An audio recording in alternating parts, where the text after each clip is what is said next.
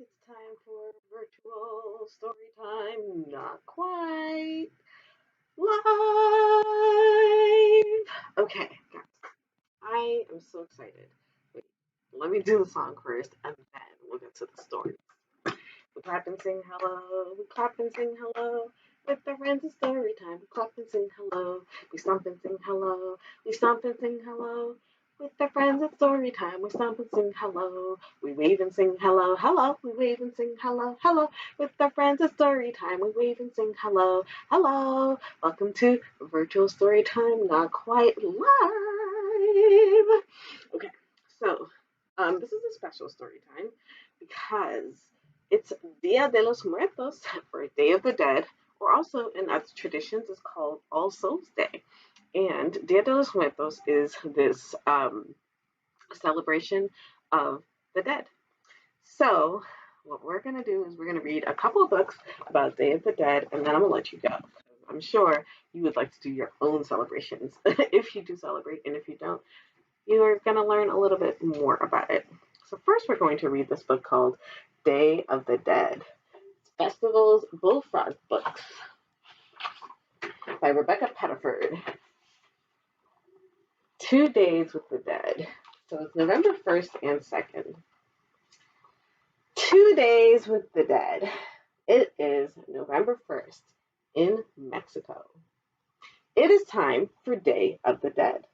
Now, while Mexico is one of the places that celebrates Day of the Dead, they're not the only ones. But in this book, we're just going to talk about the Mexican traditions. What happens? We believe loved ones who died come back. They visit us as spirits. It is not scary. It is a happy time. Look at all the beautiful decorations they have. We visit Abuelo's grave. Mama makes it pretty. We remember him. We tell stories about his life. So this is their grandfather, Abuelo's grandfather in Spanish. They're visiting his grave. We make an altar for him. It has flowers. It has sugar skulls. It has pan de muerto. Yum. That pan de muerto sounds really good. It's bread of death or the dead. Look, we put up a photo of Abuelo. Look at the photo. Right? We dress up. We paint our faces. Wow, Rosa looks like a skeleton. Ooh, calaveras. We go to a parade. Now, I don't know if that will happen this year, but it has happened in times past. We see dancers. There is music. Jose plays a drum. We dance, we eat, and we celebrate life.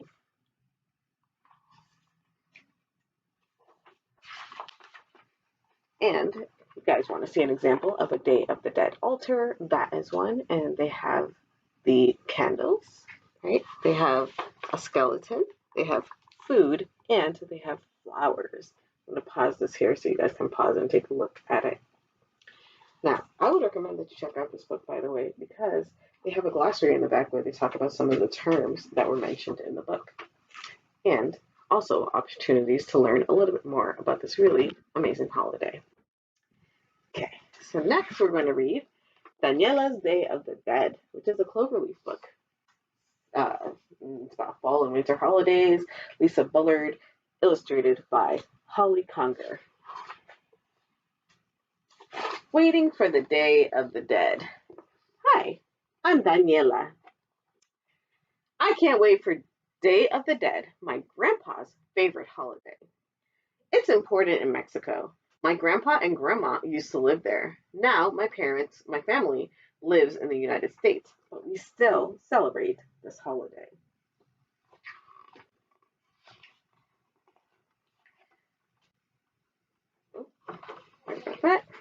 For Day of the Dead, we remember people who have died. One of my school friends thinks it sounds sad, but Grandpa always said it's a happy time. Kind of looks like they're happy too, right? He's playing guitar, they're singing.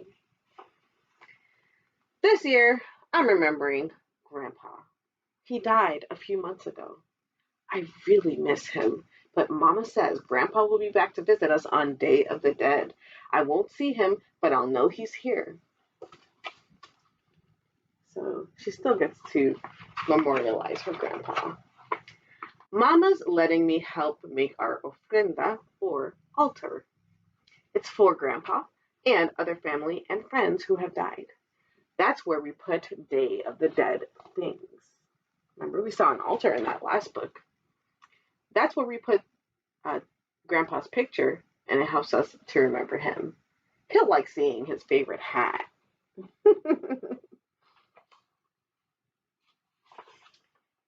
Mama and I pick out sugar skulls at the market. We also buy funny little skeletons. This skeleton is playing guitar just like Grandpa did. Some guitars. We buy bread of the dead from the baker. Ooh, pan de muerto, like we learned last book. I love it. Yum! But I'll be sure to leave lots for Grandpa at the altar. He loves it too, or loved it too. On the Day of the Dead, we visit the cemetery. We clean Grandpa's grave. We leave marigolds for him to smell. I'll put some on his altar too. So this is how they end up spending some time together. Lots of family members come to visit later. Everyone tells funny stories, especially about Grandpa. I laugh until my belly aches, or maybe that's because I ate too many tamales. Probably a little bit of both, right? Day of the Dead is almost over. Then I'm going to keep Grandpa's hat in my room. He'll look for it on the altar again next year.